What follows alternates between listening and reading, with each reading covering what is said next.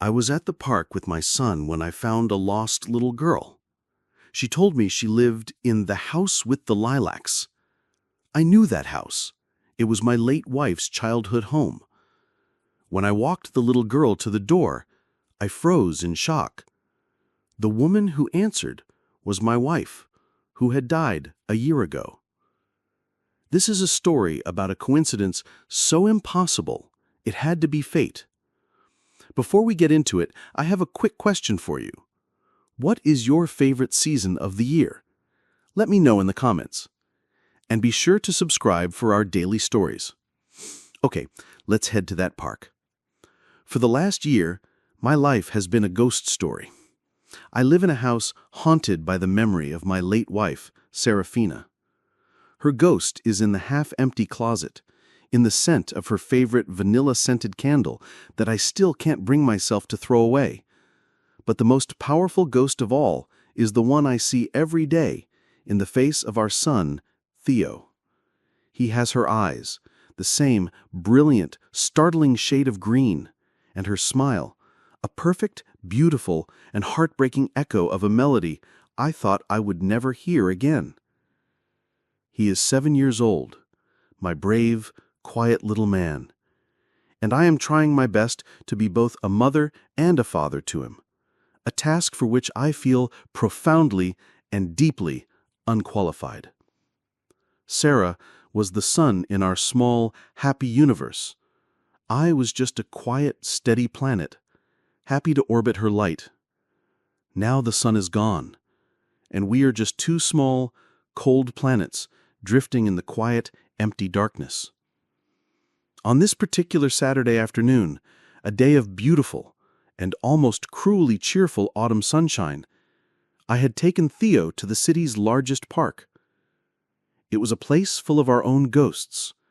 It was where Sarah and I had had our first date, where we had gotten married under the branches of a grand old oak tree. But it was also a place of life, a place for a 7-year-old boy to run and to climb and to forget, for a little while, the quiet sadness of our home. I was sitting on a bench watching him play on the swings when I saw her. She was a little girl, no older than Theo, with a wild mane of dark, curly hair, and she was standing all by herself near the entrance to the park's small wooded trail. She was crying, not with loud, theatrical sobs, but with the quiet, desperate, and terrified tears of a child who is truly and completely lost. My heart, a thing that I had thought was now a numb, scarred-over muscle, ached for her. I walked over, my own son trailing curiously behind me. "Hey there," I said, my voice a soft, gentle thing. "Are you lost? Are you looking for your mommy or daddy?" She looked up at me, her eyes a startlingly familiar shade of green, wide with fear. She just nodded, unable to speak, a single, perfect tear tracing a path through the dirt on her small cheek. I spent the next 20 minutes in a state of quiet, focused purpose, a feeling that I had not felt in a long time. I was no longer a grieving husband. I was a father, a protector. I asked her name. "Willow," she whispered. I asked her if she knew her address or her parents' phone number. She just shook her head, her small body trembling. "It's okay," I said, my voice a soothing, calm instrument. "We'll find them. Do you remember anything about your house? Anything at all?"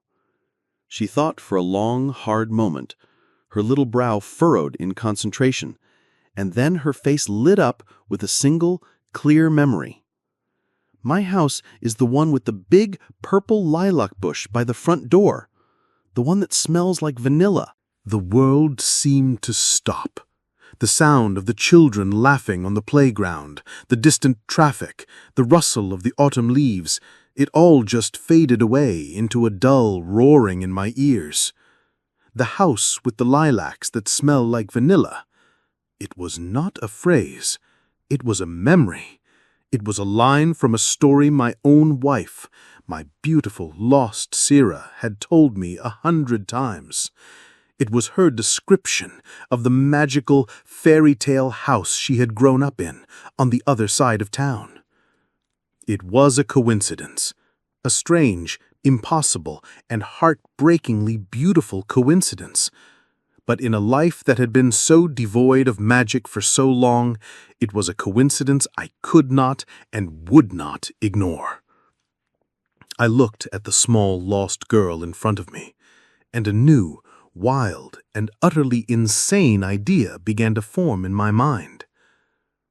"You know what, Willow?" I said, my voice now a strange and hopeful thing. "I think I might know just where that is." The drive across town was a journey into a part of my own heart I had kept locked away for the past year. It was a drive into the past, into Sarah's old neighborhood, a place I had not had the courage to visit since her funeral. As I drove, my mind was a chaotic war between logic and a desperate, foolish hope. "It's just a coincidence," the logical part of my brain insisted. "Lots of old houses have lilac bushes. You're a grieving man seeing ghosts where there are none." But the other part of me, the part that still ached for her, just whispered, "What if?" In the back seat, the two children, my son and this strange new girl, were having a quiet conversation of their own. Now that she felt safe, Willow was beginning to open up. I listened to her small, sweet voice as I drove, every word a new and deeply unsettling clue. "How did you get separated from your mummy?" I heard my son Theo ask. "Our puppy, Daisy, she saw a big fluffy squirrel, and she ran away into the woods. Mummy told me to stay right on the bench and she would be right back. But then a big band started playing really loud, and a big crowd of people came, and they were all standing up and I couldn't see her anymore. I waited and I waited, and I got scared, so I started to walk. And then," she dropped her voice to a whisper, "I was lost." It was such a simple and perfectly plausible story, a story that happened in parks all over the world every single day. But every innocent detail she shared seemed to have a strange and deeply familiar echo. "I love to draw," she was telling Theo now. "My mummy says I have my mother's hands." A strange turn of phrase for a 6-year-old. She spoke of her love for the color yellow, of her hatred for broccoli, of the way she would sing made-up songs to her puppy. Each detail, each small, insignificant preference was a perfect one-to-one match with my own lost Sira. I was living in a dream, a beautiful and deeply unsettling waking dream. I finally turned onto her old street, the street, a quiet, tree-lined avenue of old, beautiful, and deeply familiar houses, the houses I had seen in 1,000 of her old family photographs. I drove slowly, my heart pounding in my chest. I was about to ask Willow if she recognized anything, if any of the houses looked familiar. But before I could even get the words out, she leaned forward, her small hand pressing against the back of my seat, and she pointed out the window. Her voice was a cry of pure, unadulterated, and joyful recognition. "There it is!" she shrieked, bouncing in her seat. "That's my house! I told you! The one with the lilacs!" I slammed on the brakes, the old car groaning in protest. I stared at the house she was pointing to. It was a house I knew as well as my own. It was a beautiful 2-story Victorian with a large wraparound porch and a magnificent, ancient, and deeply familiar lilac bush in the front yard. It was the house I had picked Sarah up from for our very first date. It was the house where I had first met her parents. It was the house of my own most cherished memories, a house that, I had been told, had been sold to a family of strangers years ago, after her parents had passed. My mind was screaming that it was impossible, a trick, a coincidence so profound it had to be a hallucination. But as I looked from the familiar, welcoming front porch of that house to the small, joyful, and deeply, deeply familiar-looking little girl in my back seat, I knew that I was not in a dream. I was about to knock on a door that would lead me directly into the heart of a ghost story. And I had a terrible and wonderful feeling that the ghost was about to answer.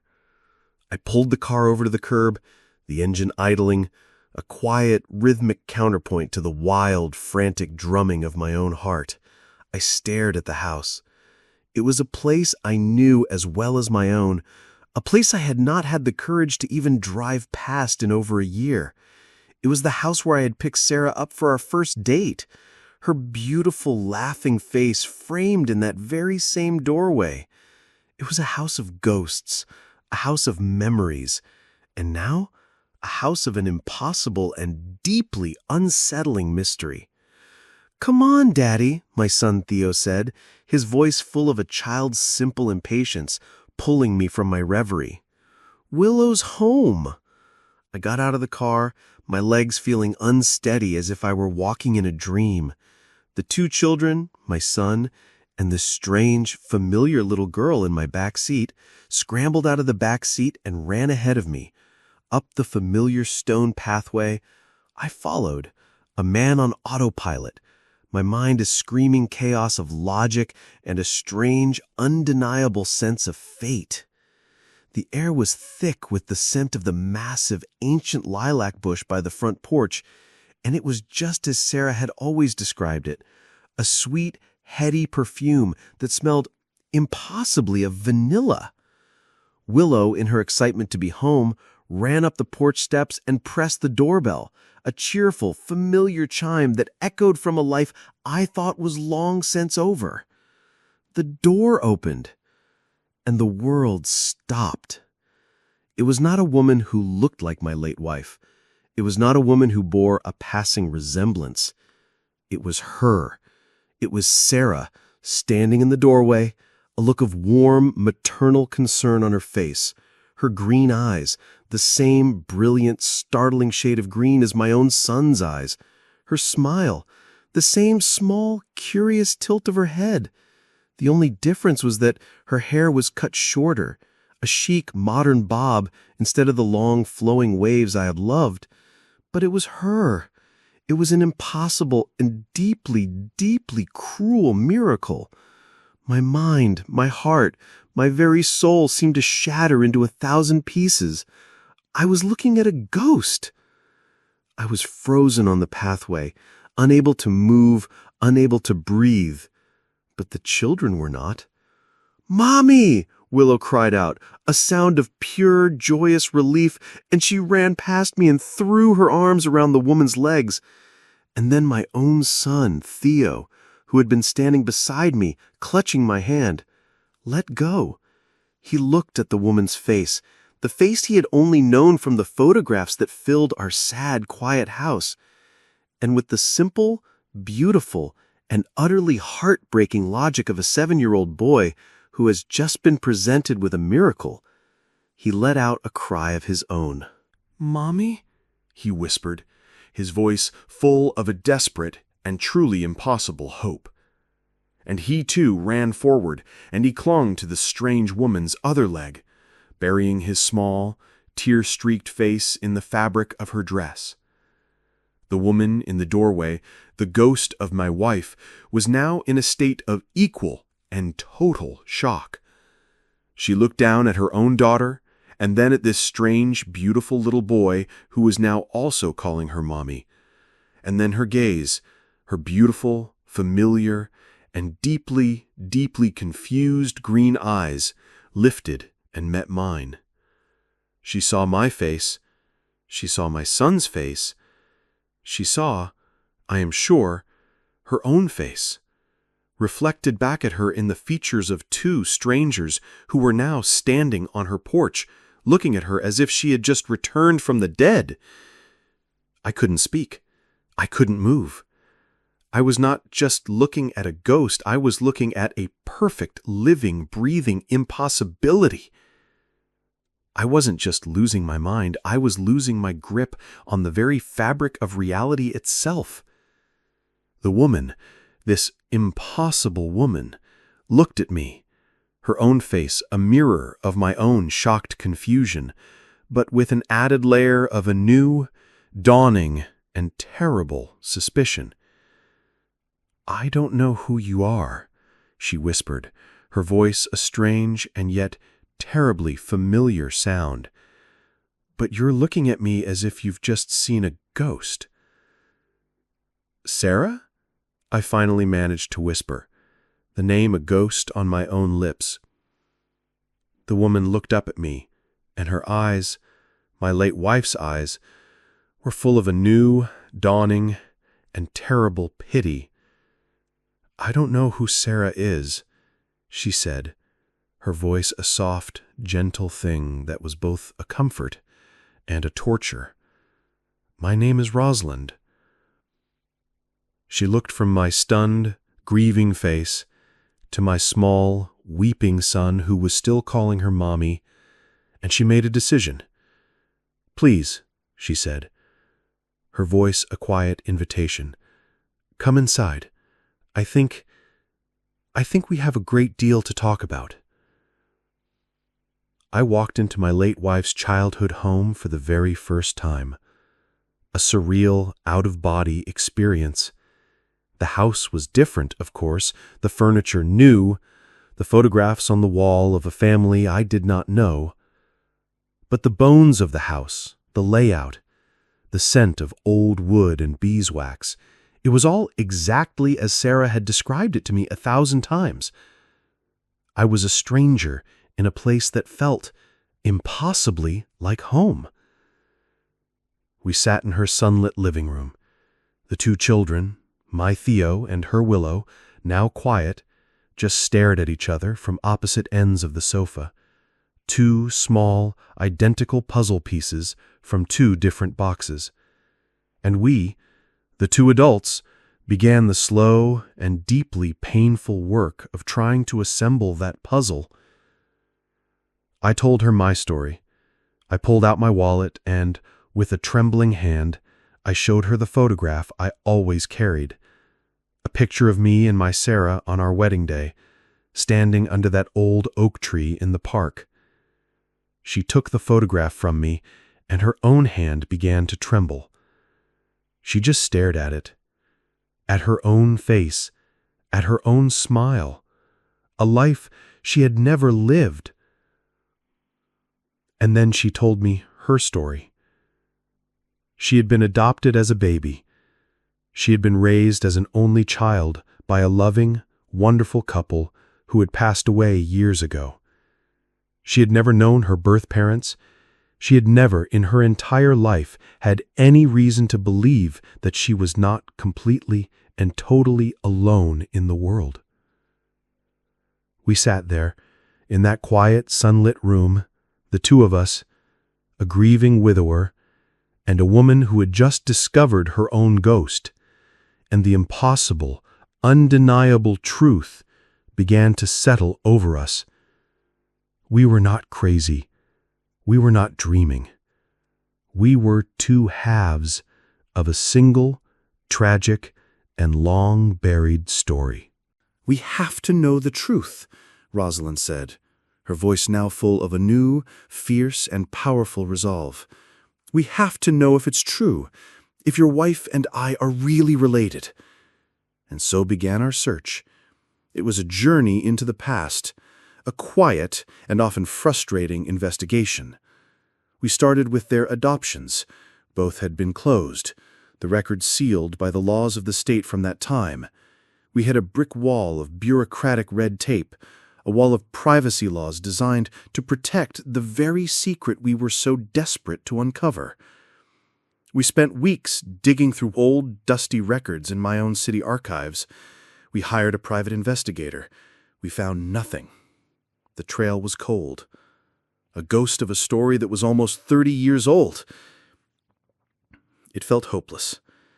I was beginning to think we would never know the truth, that the story of Sarah and Rosalind would forever be a beautiful and deeply tragic mystery. And then I remembered the box. It was a memory from a long, quiet conversation I had had with Sarah years ago. A memory that had been buried under the weight of my own grief. She had told me about a small, hand-carved wooden memory box her adoptive mother had given her on her 18th birthday. She told me it contained the truth of where I came from, Sarah had told me, a sad, distant look in her eyes. But I never opened it. My life with my new parents was the only truth I needed. The past, it just felt too painful to look at. The box, it was still in our attic, a dusty, forgotten, and until this very moment, completely unimportant relic of a life that was now gone. I looked at Rosalind, at my late wife's face, and I felt a surge of a new and brilliant and almost terrifying hope. The legal system had sealed their past away forever. The paper trail had gone cold. But a mother's love, a mother's need to tell her daughter the truth, that was a thing that could not be so easily erased. I had no idea what was inside that box. But as I looked at the new, hopeful face of my late wife's lost sister, I knew it was no longer just a box of old painful memories. It was a key, and I had to go home and I had to find it. A memory. A small, seemingly insignificant detail from a long-ago conversation, now suddenly the most important clue in the entire world. The memory box. I looked at Rosalind, at my late wife's face, now filled with a new, fragile, and desperate hope. "There might be something," I said, my voice a rush of a sudden brilliant excitement. "At my house, in the attic. A box her mother gave her. She never opened it." We left her house, a place of new and strange connections, and we drove to mine, a place of old and familiar grief. The journey back across town was a silent and deeply sacred pilgrimage. We were no longer just a man and a woman, we were partners on a quest. Two detectives on the verge of solving the single greatest mystery of both our lives. My attic was a dusty, quiet, and forgotten country of the past. It was filled with the ghosts of a life that I had shared with Sarah. Old furniture shrouded in white sheets like sleeping giants. Boxes of college textbooks. Of our son Theo's outgrown baby clothes. And in a far, forgotten corner, under a stack of old photo albums, was the box. It was just as Sarah had described it, a small, simple, and beautifully hand-carved wooden box with a small tarnished brass latch. It was not locked. I carried it downstairs, my hands trembling as if I were carrying a sacred and possibly explosive relic. We sat together on the floor of my quiet living room. The two children, Theo and Willow, now playing quietly together in the corner with a set of building blocks, a small, beautiful island of a new and innocent family. I placed the box on the coffee table between us. "Are you ready?" I asked Rosalind, my voice a whisper. She just nodded, her own eyes, my late wife's eyes, shining with a mixture of a profound hope and a deep, terrible fear of what we might, or might not, find inside. I took a deep breath, and I opened the box. The inside was lined with a faded blue velvet, and on top was a single, small, and impossibly tiny pair of knitted baby booties, a soft, pale yellow. Rosalind let out a small, choked sob and reached out, her fingers tracing the delicate yarn.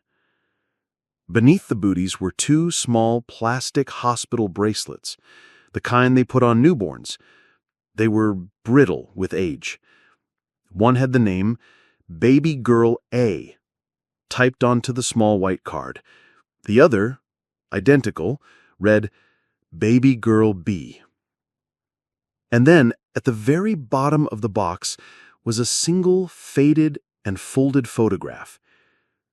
I picked it up with a reverence I did not know I possessed.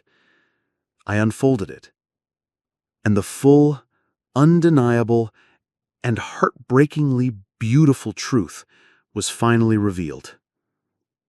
It was a picture of two babies, two tiny, perfect, and absolutely identical newborn girls, wrapped in pink and blue striped hospital blankets, their small wrinkled faces a mirror image of each other, lying side by side in a single hospital bassinet. With a hand that was shaking so violently I could barely control it, I turned the photograph over.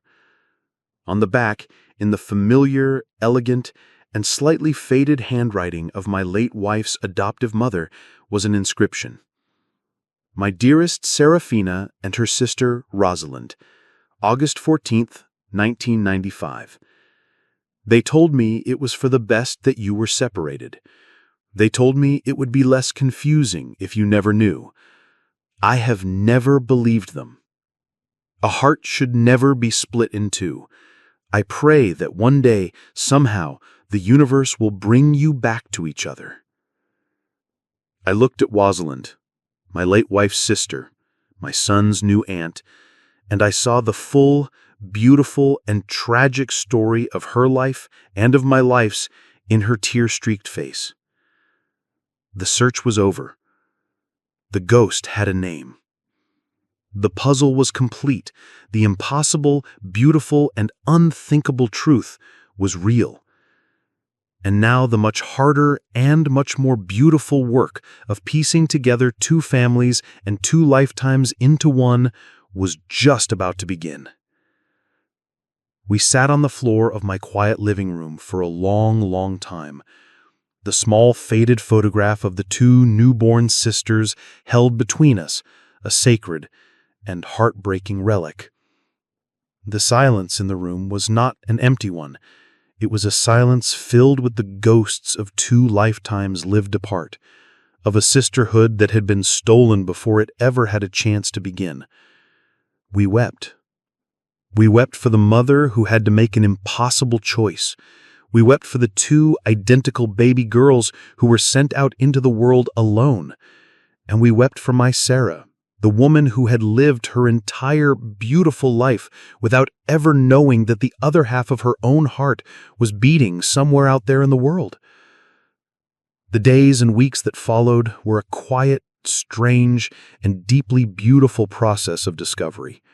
Our two separate families, the family of a grieving widower and the family of a woman who had just discovered her own ghost, began to slowly and cautiously merge.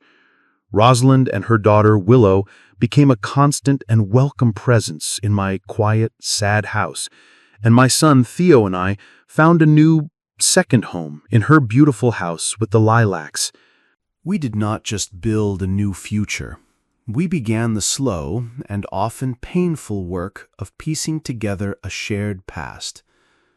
Rosalind would spend hours looking through my old photo albums at the pictures of Sarah, the sister she had never known. She would trace the lines of her own face in my wife's, a look of profound and deeply moving wonder in her eyes. "She had my smile," she would whisper. In return, I learned about her. I learned about the life Sarah might have had, a life lived in a different city, with different parents, but with the same quiet strength, the same love for art, the same ridiculously silly sense of humor.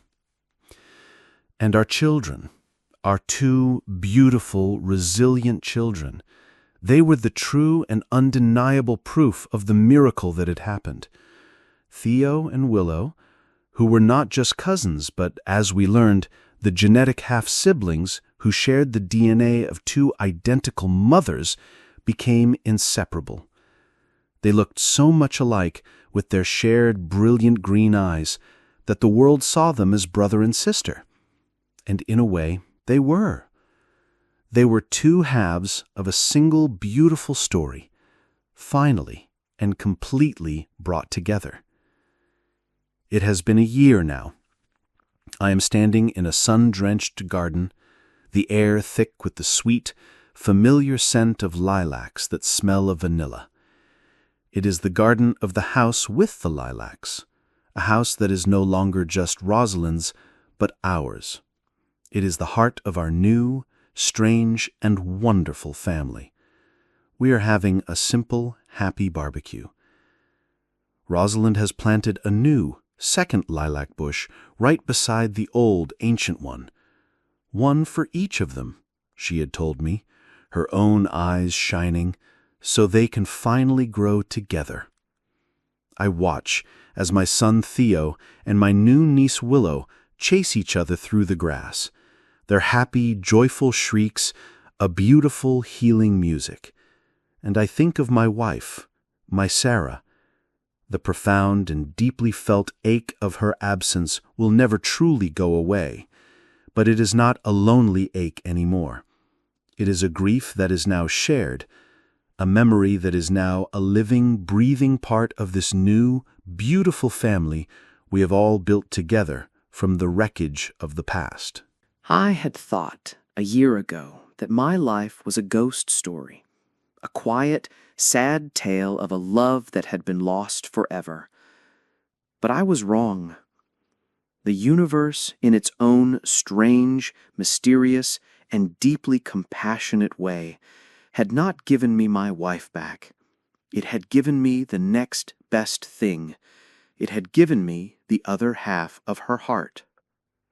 An absolutely beautiful and moving story about a family secret and a connection that transcended a lifetime of separation. What do you think of the incredible coincidence that brought these two families together? Let us know in the comments below. If you were touched by this powerful and emotional story, please show your support by hitting that like button and be sure to subscribe for more incredible stories every day. Don't forget to click the notification bell so you never miss an upload. Thanks for watching, and we'll see you in the next one.